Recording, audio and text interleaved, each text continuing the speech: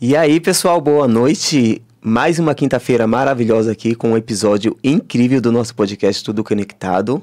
Não se esqueçam de seguir aí as nossas redes sociais. Aqui no Instagram, ative o sininho aí para você receber as notificações dos nossos episódios. E também você pode acompanhar aqui os bastidores, né, dos nossos episódios, cortes dos nossos episódios no Instagram. @podcast Tudo Conectado. E hoje, gente, vamos falar de arte, né? Vamos receber aqui ele, que é um ator maravilhoso, que eu tô muito feliz de receber ele aqui, de conhecer, sigo ele aí nas redes sociais. E eu falei, eu preciso trazer ele aqui e tô muito feliz, né? Lucas, né? Seja muito bem-vindo, Lucas, é um prazer receber você aqui. Eu queria muito bater esse papo com você, te conhecer, né? Sigo você lá nas redes sociais. É um prazer ter você aqui, viu? Marcos, prazer é meu. Tô muito feliz de estar aqui pra gente poder conversar um pouquinho, né? Falar sobre arte, sobre cultura, sempre muito importante. Então, agradeço o convite e pra mim é um prazer. Legal. Lucas, fala um pouquinho pra gente aí do início da sua carreira, né? Como ator, como é que foi? Como que você se descobriu como ator? Eu gosto sempre de falar que eu me descobri como ator antes de saber um pouco como era a vida, porque a primeira vez que eu fiz teatro foi aos 5 anos. Foi na escola e eu lembro... É muito engraçado, que é uma memória muito viva que eu tenho, que era um professor, e aí ele chegou numa rodinha, assim, pra gente, né? E aí apresentou pedras das viagens dele, pedras preciosas. Ele falou, eu quero montar uma peça que são 3 árvores falantes, e vai ter um menino, que é o Luca, que vai descobrir essas árvores, vai falar com elas, vai contar para as pessoas. E ele perguntou, quem quer fazer o Luca? E eu levantei a mão.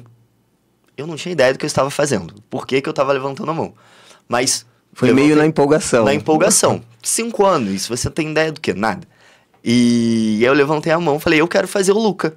Não sei se é por causa do meu nome, né, Lucas, enfim. E aí eu fiz essa peça com 5 anos. E aí depois fiz algumas outras peças, ainda criança. E aí com 12 anos eu entrei no meu primeiro grupo de teatro. Com 12 anos? Com 12 anos. E aí efetivamente nesse grupo de teatro que eu entendi mais o que era o tabuado, né? O que era o palco. E eu lembro que foi muito marcante pra mim. Por quê? O diretor me convidou para fazer um personagem, era a peça Pinóquio. E era Zé Bagunça o nome do personagem, que é aquele personagem que leva o Pinóquio para a Ilha dos Prazeres. E esse personagem tinha 4 falas. E aí eu lembro que eu cheguei em casa, ele me deu o texto assim, e eu fiquei vidrado naquele texto. Marquei as falas da personagem. E aí eu cheguei no ensaio. Eu lembro que a minha mãe me levou pra esse ensaio. E aí eu tava lá com o meu textinho, né? Esperando pra minha cena, pra ensaiar. E aí o diretor virou pra mim. Falou, Lucas, você sabe fazer voz de velho? Aí eu falei, sim. Não tinha a menor ideia como era fazer voz de velho. Ele, porque eu tô precisando de um gepeto. Porque a pessoa que ia fazer não pôde. Vem aqui ler as falas do Gepeto com voz de velho. Aí eu, tá bom. E é muito engraçado que com 12 anos a gente é mais cara de pau do que a gente é depois que a gente fica adulto, né? E por isso que a gente tem que manter esse ímpeto da criança, da curiosidade. E aí eu fiz a voz de velho. E aí ele falou, tá bom, você vai fazer o Gepeto. E aí eu lembro que foi a primeira vez que eu tava efetivamente compondo um personagem. E era um personagem, né, um senhor de idade que tem uma sensibilidade muito grande na criação desse boneco de madeira. E aí, ao longo dos meses, ele não me ensaiava. E ele ensaiava todo mundo, ele não me ensaiava. E aquilo foi me dando aflição. Chegou um mês pra gente estrear. Ele falou, tá bom, agora eu vou juntar com você e a gente vai criar as cenas. E aí eu lembro que foi um processo muito bonito, porque ele marcou comigo, com o menino que ia fazer o Pinóquio, e foi construindo essa relação, me dando uma liberdade muito grande de descobrir e de criar esse início, porque dentro dessa dramaturgia, dessa peça, o Gepeto não ia ter... Que na história original, ele interage com uma peixinha e com um gatinho, com o Fígaro. E não ia ter nem o Fígaro, nem a peixinha. E eu teria amigos imaginários. Então, o início da peça era todo o Gepeto fazendo um monólogo, conversando com os bichinhos imaginários e com uma madeira. E eu, aos 12 anos, começava a peça fazendo esse monólogo, com o cabelo todo cheio de pó. Se eu parar, eu consigo lembrar do cheiro do pó com água, que eu ficava no banheiro fazendo pra deixar o cabelo branco. E eu lembro que a gente participou de um festival de teatro, né, intercolegial lá no Rio. E aí eu ganhei o prêmio de melhor ator infantil. Olha! Desse ano. E legal. Isso mexeu com a minha cabeça, assim... Foi muito doido, porque a primeira peça no grupo de teatro, né, eu já tinha feito, mas a primeira efetiva peça ali, e receber esse prêmio por esse personagem que foi tão especial, e aí foi a minha adolescência toda fazendo teatro. Essa premiação, então, pode-se dizer que foi, assim, uma chavinha para que você corresse mais atrás, assim, do seu sonho, assim, da arte? Você buscasse mais esse conhecimento pela arte? Eu não sei, Marcos, se foi uma virada de chave ali naquele momento, porque eu não entendi muito bem o que estava acontecendo. Porque foi tudo muito novo, foi tudo muito estranho a princípio. Eu lembro que receber esse prêmio, eu tremia, assim, pra pegar esse prêmio. E aí depois, eu acho que foi um impulso de continuar.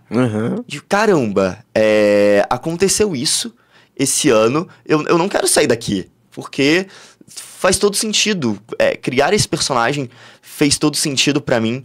Então, o prêmio foi um impulso pra continuar, mas o que ficou e o que fica muito forte desse momento foi a criação do personagem do Gepeto, sabe? O contato com esse ser humano, com essa história que me gerou uma curiosidade, uma vontade de fazer mais personagens, de construir mais trajetórias, de compor com o meu físico, sabe, com a minha mente, outras formas de existência. Na época, né, você sente, assim, que você teve facilidade para dar vida para esse personagem?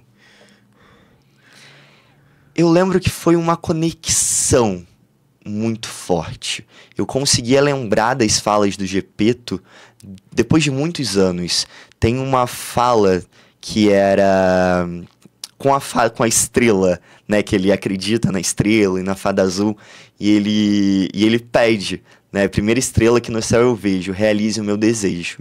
E aí ele vira pro gatinho imaginário e fala: pronto, Fígaro, desejei que meu Pinóquio fosse um menino de verdade.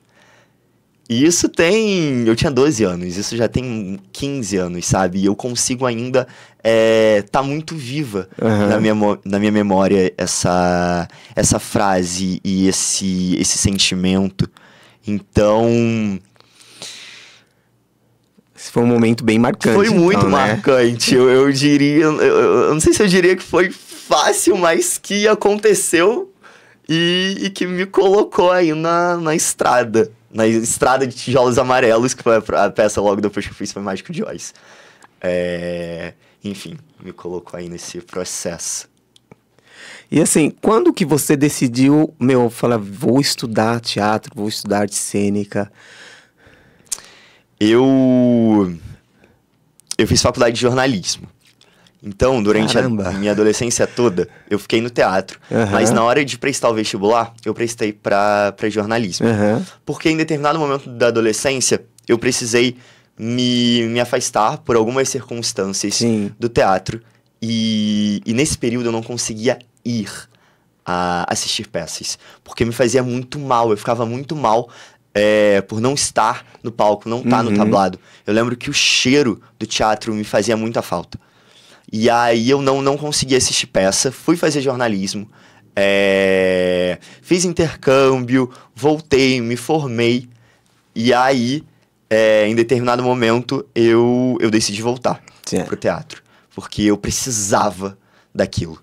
E aí eu lembro que quando eu voltei pro teatro, assim, a minha primeira peça de retorno, eu me senti abraçado pelo palco e entendi que o palco não tinha se afastado de mim, mas que eu fisicamente tinha me afastado dele, mas não meu coração.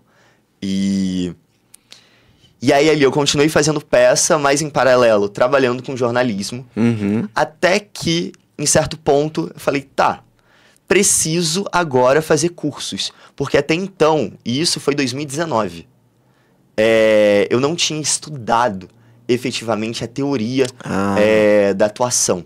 Eu só tinha feito. Sim. Então eu fui aprendendo na prática. Eu fui acompanhando o meu diretor, eu carregava os refletores.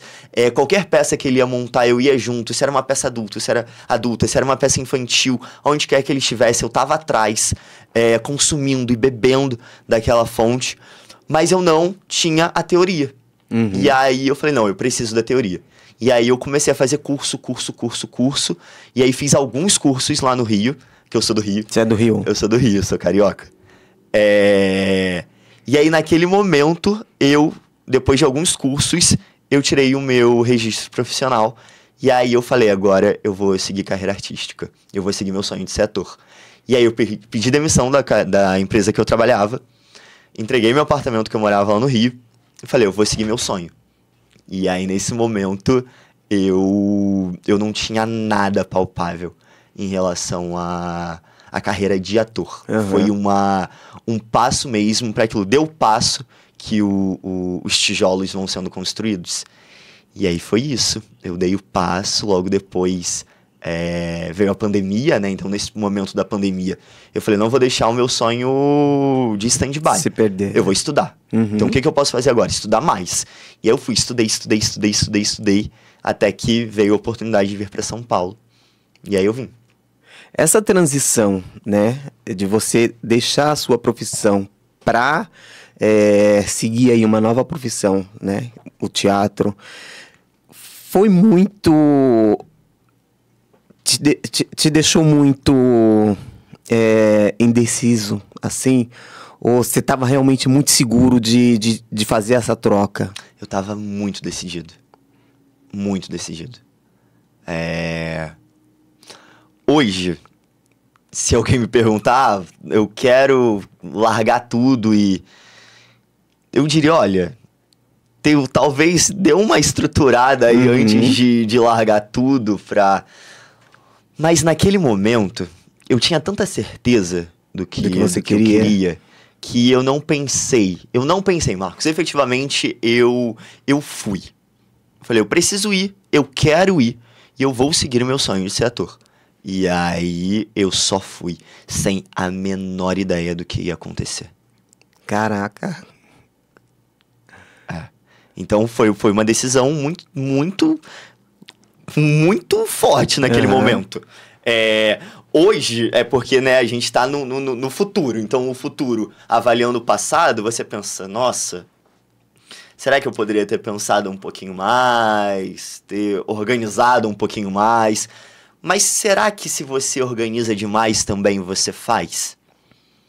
Talvez se a gente pensar demais, se a gente tiver botar o medo, né, e as preocupações na frente, talvez a gente não faça. Porque isso também é uma coisa que às vezes acontece muito, né? De você ficar ali nessa indecisão. Será que eu vou? Será que eu não vou? Será que eu faço? Será que eu não faço? E aí você perde um tempo, né? Nessa indecisão. E eu acho que isso acaba te atrapalhando e te atrasa também, né? E... O que eu ia falar assim, eu era novo, né? Mais novo, então também eu acho que quando você é mais novo, é um pouco mais fácil você tomar decisões de muito movimento na sua vida. Porque, enfim, você não tem uma família para sustentar, né, pessoas que dependem de você. Então, efetivamente, você tomar uma decisão que só corresponde a consequências na sua vida é um pouco mais tranquilo, mas que não seja um empecilho também que pessoas que, independente da idade, queiram seguir sonhos e que tenham desejos pulsantes no seu coração, que o façam, né? Eu lembro que teve uma das últimas conversas, assim, na empresa que eu trabalhava, que tava a minha coordenadora e a minha superintendente. E aí eu lembro que a minha superintendente um pouco mais conservadora no sentido de decisões, né, de estruturação, ela virou e falou: Lucas, tem certeza que você quer fazer isso? E aí eu lembro que a coordenadora falou: ele precisa fazer isso. Ele tem que fazer isso. Ela, mas você sabe o quanto é uma carreira, né, cheia de suas indissocracias. E ela falou: ele tem que fazer isso. Ele precisa. Ela sentiu que você precisava viver isso, eu precisava viver isso. E isso me marcou muito, essa conversa, assim, do tipo, não, você precisa fazer, então vai. Quando você veio para São Paulo, né, do Rio para São Paulo, você já conhecia São Paulo, já tinha... Eu já conhecia São Paulo, eu já tinha vindo na época do jornalismo algumas vezes fazer cobertura aqui em São Paulo, fazer curso também na cidade, e eu gostava muito. São Paulo era uma cidade muito apaixonante, que eu adorava visitar. Então já conhecia como turista, como enfim, uma pessoa que visitava, mas não como morador. E a chegada em São Paulo também foi muito sem programar. Eu vim fazer um teste para um curta-metragem em São José do Rio Preto. E eu não ia ficar em São Paulo. Eu vim fazer esse teste, e aí eu ia passar na capital para poder visitar uma galera que eu conhecia online, uma galera do improviso, que eles estavam montando uma residência artística em São Paulo. E aí eu ia passar 4 dias nessa casa com eles, e quando eu cheguei, eles nesse processo de formação, de composição dessa casa, me chamaram para conversar. Falou: Lucas, você não quer ficar? A gente tá montando aqui, precisando de gente. Eu falei: não tenho nada muito palpável lá no Rio hoje. Por que não? E aí os 4 dias se transformaram em 3 anos e meio. Realmente corajoso, né? Eu tava com uma mochilinha, com umas mudas de roupa, com meu chinelo, como um bom carioca. E era isso que eu tinha. E eu fiquei em São Paulo. Ô, Lucas, você escreve também? Escrevo também. Já escrevi alguns roteiros. A peça que eu tava em cartaz em julho no Parlapatões, 7.com, foi uma peça que é dramaturgia minha com uma outra amiga. Uma websérie que eu lancei recentemente também nas mídias sociais, é dramaturgia minha. A primeira peça que eu fiquei aqui em cartaz como diretor, produtor e ator, também eu escrevi. Outra peça que eu coloquei em cartaz também é dramaturgia minha. Os curtas-metragens que eu lancei, alguns também são roteiros meus. E escrever sempre fez muito parte, assim, da minha vida, desde adolescente, depois no jornalismo. Então foi, de certa forma, muito orgânico quando eu decidi seguir a carreira de ator, escrever. Porque eu tenho uma coisa, Marcos, que foi me acompanhando, que é a questão da... Eu não gosto muito de esperar a oportunidade, assim, de ficar sentado esperando a oportunidade chegar. Sim, você vai lá correr atrás, né? Eu vou correr atrás. E aí eu fiz muito teatro, e aí eu queria muito experimentar o audiovisual. E eu fiquei, não vou ficar esperando aparecer uma oportunidade no audiovisual. Por que eu não escrevo o meu produto audiovisual, junto uma galera, gravo e lanço? E foi isso, meu primeiro curta-metragem, eu eu chamei um diretor que eu trabalhava lá no Rio, Sim.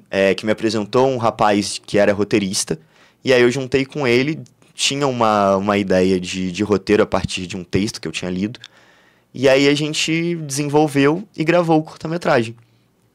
E aí depois disso foi vindo, né, outros projetos, e eu escrevendo, porque como ator eu quero estar fazendo, eu quero estar no palco, eu quero estar vivendo histórias no audiovisual, e por que não você também construir os papéis que você quer fazer e quer desenvolver. E a partir da escrita você pode fazer isso, criar os seus papéis.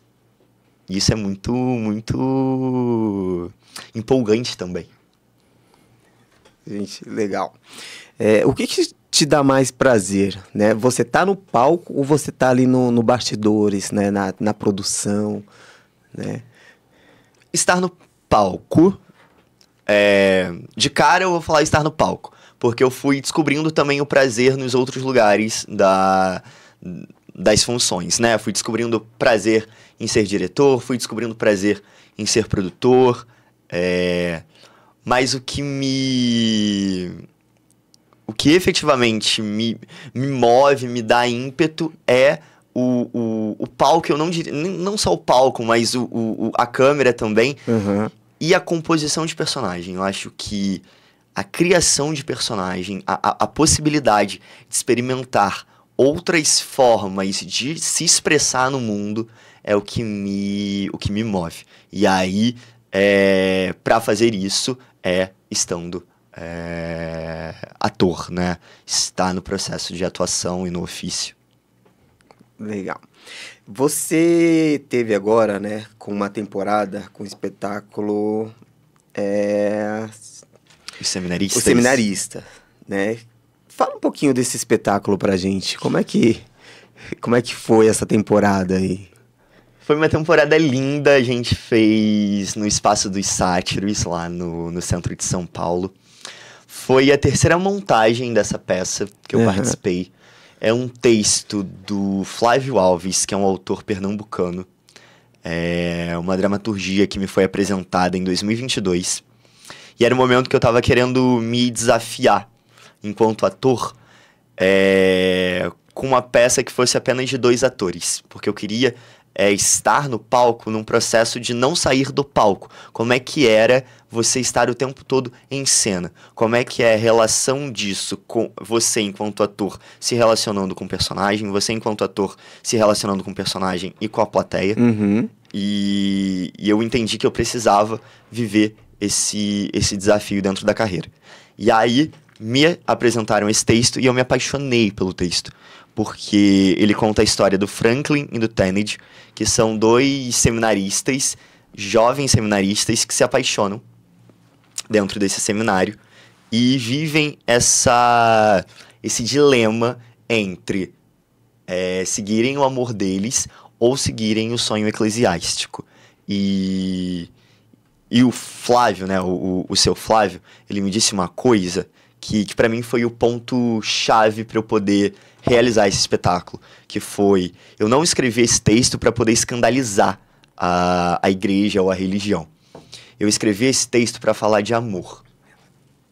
E para mim isso é o fundamental da peça. E não só isso, é quando você entende que amor e fé não precisam estar separados. Você não precisa escolher um dos dois, que num pensamento mais conservador parece que é isso, né? Que colocam dentro ou imputam dentro das cabeças. E não. Você pode amar quem você quiser e você pode também ter a fé que você quiser. Sim. Uma coisa não precisa estar separada da outra. E é esse o grande conflito que esses personagens vivem. Se eles vão se permitir estar junto, né? Ou não, se eles vão continuar ali, todo esse preparo teológico, filosófico, até se tornarem padres. Esse espetáculo, ele tinha quanto tempo de duração? São 60 minutos de duração. 60 minutos? E são 60 minutos ali, o tempo todo, do Franklin e do Tanage na sala de oração, nesse conflito, nesse diálogo, nesse embate, mas também nessa alegria, nessa leveza, nessa troca humana entre os dois. Porque apesar dos conflitos, apesar da dificuldade, são dois jovens, né? Que se amam, são dois jovens que sonham em conhecer um mundo, que sonham em descobrir mais da vida. Olha, eu ouvi dizer que há uma possibilidade de vocês voltarem ainda em cartaz com essa peça, é verdade?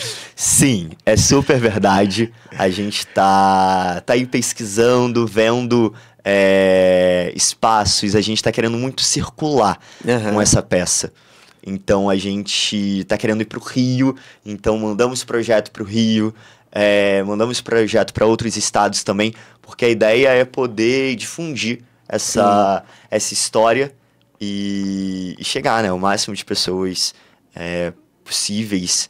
E então é isso, a gente tá aí pesquisando, a gente acabou, a temporada tem 2 semanas. Tem 2 semanas, né? Tem tá 2 super semanas. recente. Tá super recente. Nossa, eu fiquei triste porque eu não consegui assistir, mas se voltar, você pode ter certeza que eu vou estar lá.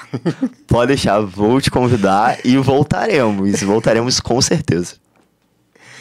Ô Lucas, a gente tem visto algumas coisas aí em relação ao mundo relacionado aos atores, né? Assim, para você, como que você vê hoje em dia essa questão de influencer, né, na televisão, né? Atuando, né? Qual é a sua visão em relação a isso? Marcos, a gente sempre precisa partir do lugar que ser ator, ser atriz é uma profissão. É um ofício em que se estuda, se tem técnicas, se tem muita dedicação.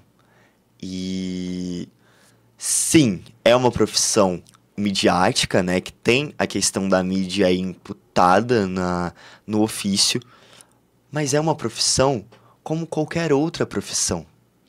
Para você ser dentista, você precisa estudar, buscar conhecimento. Você precisa se preparar.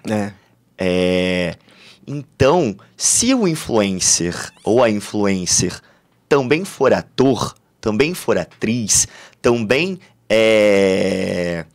né, se ele estiver buscando se preparar, se profissionalizar para exercer esse ofício, tá tudo certo.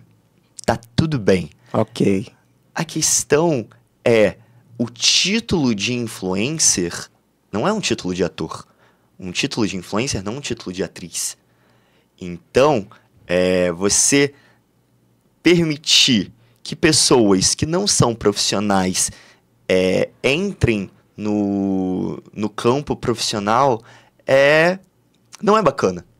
Porque você está privando tantos profissionais gabaritados, que tem uma qualidade, assim, porque o Brasil... Que estudou, né? Que tá ali, que buscou conhecimento, né?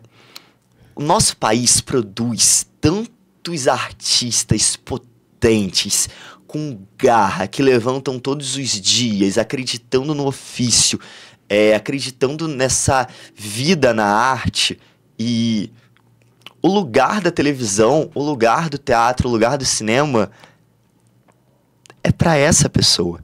É para esse profissional que está estudando, que está se dedicando para saber como faz. Porque não é simplesmente chegar e fazer. Você não... É um exemplo muito bom. Você não chega e constrói um prédio a partir do... vou construir a partir da minha ideia.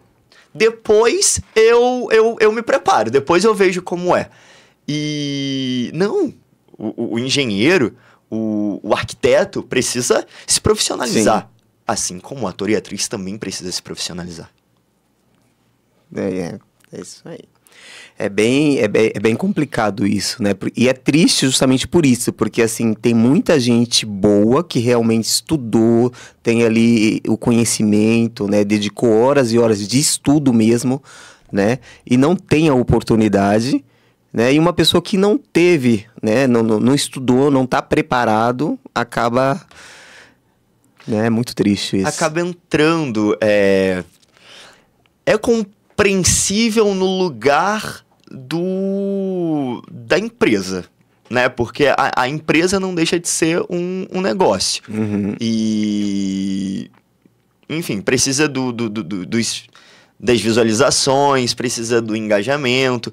Então, hoje a gente vê que a internet é esse lugar de meio de comunicação que é bastante atrativo, que as pessoas consomem, que as pessoas seguem, que as pessoas acompanham esses influenciadores, e os influenciadores acabam gerando um burburinho. Tudo bem se for para programa, se for para reality show, se for para talk show, enfim, programas de variedades, tá tudo bem chamar os influenciadores. Mas a gente está falando de um campo profissional. Fazer novela é um produto artístico profissional. Fazer uma série é um produto artístico profissional. E como você estava falando, existe um tempo e energia desse profissional que se tem muito gasto, né, do seu tempo, da sua vida, daquilo que você acredita e esperando por oportunidades. E que precisa dessa oportunidade para poder continuar exercendo o seu ofício. Porque acho que é muito importante também pensar sobre a manutenção do ofício do artista.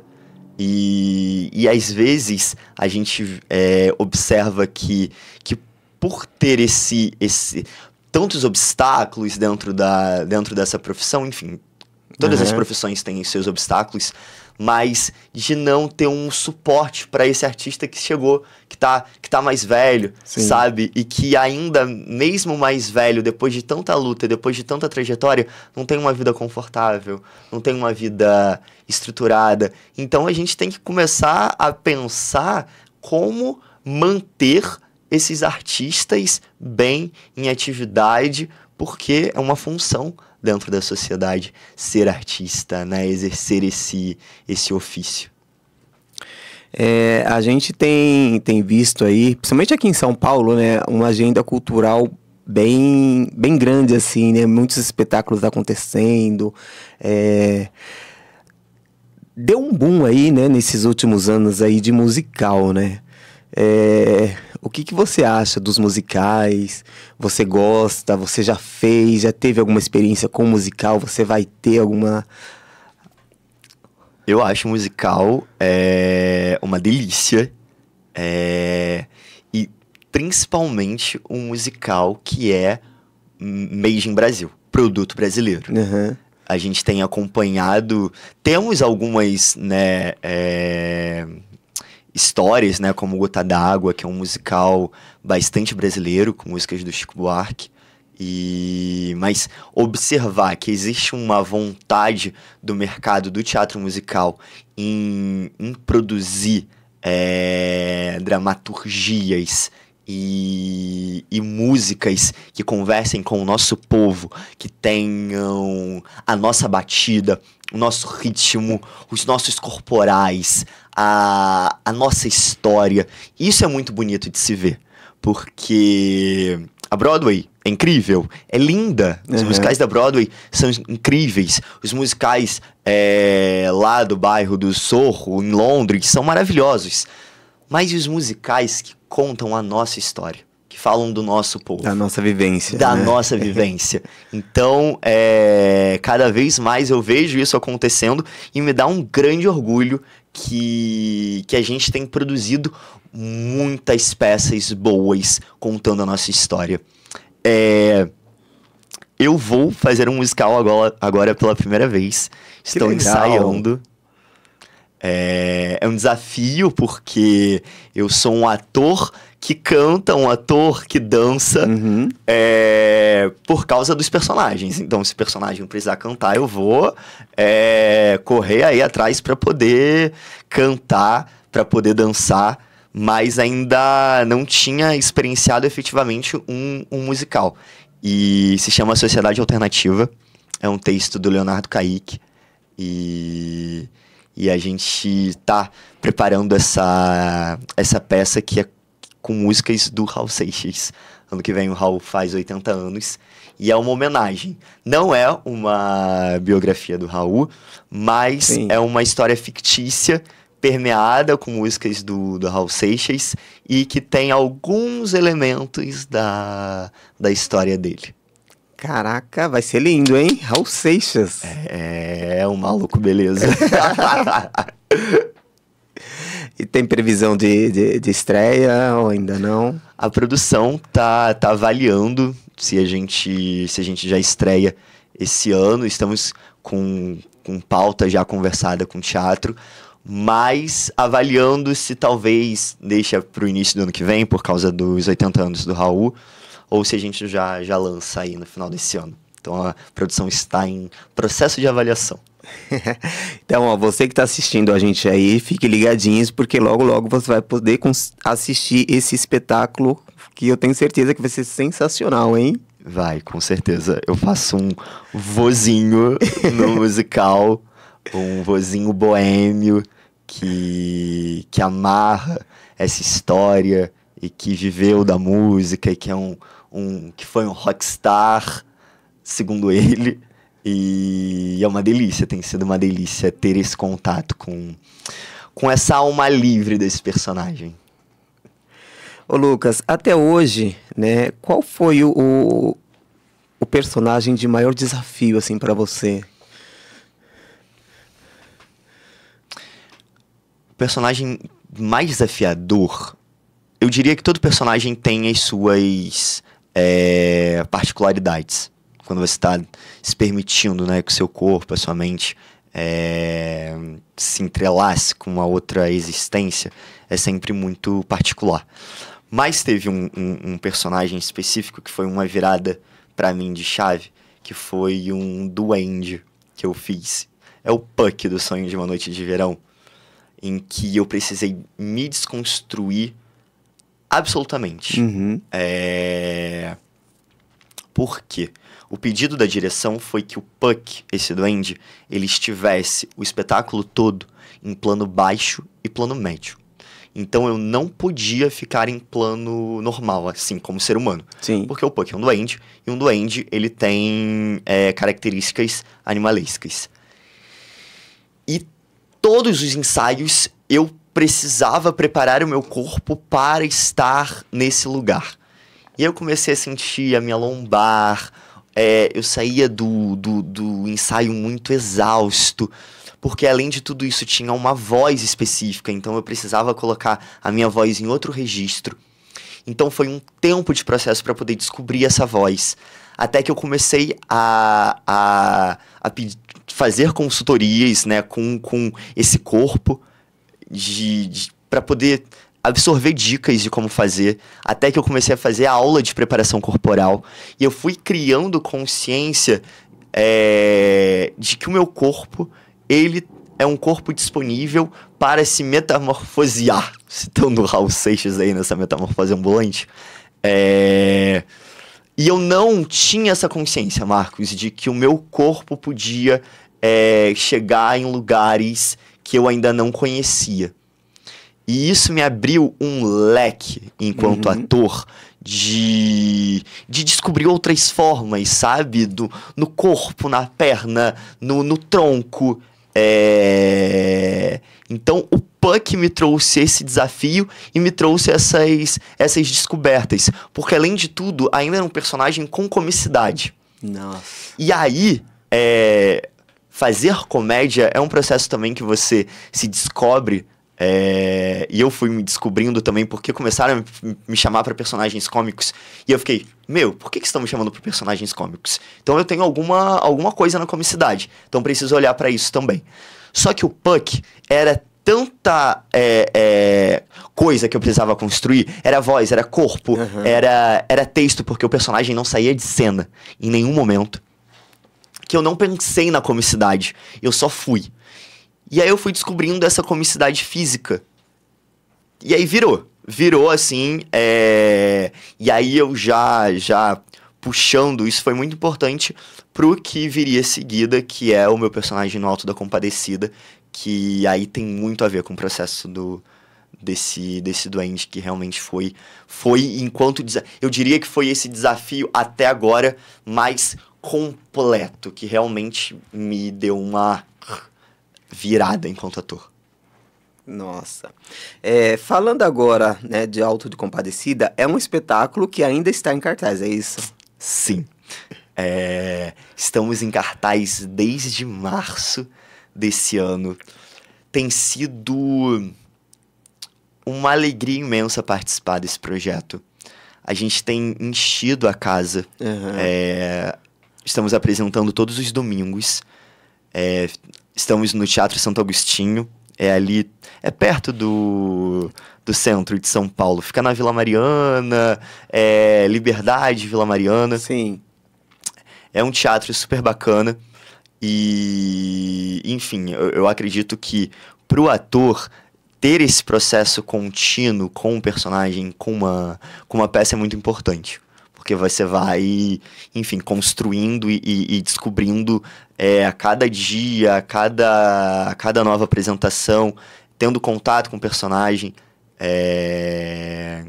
Então estamos aí já, né? Vamos fazer 6 meses que estamos com o Alto da Compadecida. 6 meses? Porque março, né? Vão ser quase 6 meses. Aí direto, fazendo Chicó. Toda semana eu encontro com Chicó e conto essa história. E é uma história super brasileira, super dentro da cultura popular. Todo mundo, eu acredito que se você mora no Brasil, sendo brasileiro ou não, você em algum momento teve contato com o Alto da Compadecida, com Ariano Suassuna. E receber esse convite para mim foi muito especial e também muito agora eu preciso me absorver dessa história, me apropriar desse personagem e tentar não olhar muito pro que já foi feito. Porque, por ser um personagem muito popular, sim, já tiveram várias versões do Chicó. E aí eu precisei, em determinado momento, parar e me colocar no lugar de... Eu preciso descobrir qual é o meu Chicó. Qual é o meu Chicó dentro dessa montagem do Alto da Compadecida, para que eu pudesse dar vida com toda a verdade. E, enfim, tudo que pede aquele texto genial do Suassuna. E aí eu tava falando do Puck, né? O Chicó vem muito nesse lugar também dessa descoberta desse corpo que eu descobri em processo, que eu descobri me colocando em desafio mesmo, né? Enquanto ator. E descobrir essas relações, descobrir a relação com o João Grilo, com o Padre João, e trazer isso muito pra minha vivência, sabe? Pra eu poder me aventurar dentro dessa vida, né, fictícia do Chicó, né, desse contador de histórias. Ô Lucas, quando você vai, né, iniciar ali um espetáculo, né, qual é o critério, né, que você usa, né, para você dar vida ali ao seu personagem, estudar ali o seu personagem? Como é que funciona esse processo de criação do seu personagem que você vai fazer? Eu começo a partir eu preciso descobrir. Eu preciso abrir a minha escuta, abrir o meu coração e deixar o meu corpo disponível para esse personagem. Então, é trabalho de mesa, trabalho de texto, trabalho de ler. Primeiro você lê uma dramaturgia enquanto leitor, né, enquanto espectador, e aí depois disso você vai permitindo-se embebedar por essa história. E a dramaturgia, ela te dá muitas informações, mas tem muitas informações também que você descobre em processo. E eu tenho, ao longo, né, dos últimos anos, me permitido o processo de descoberta, e não o processo de decisão.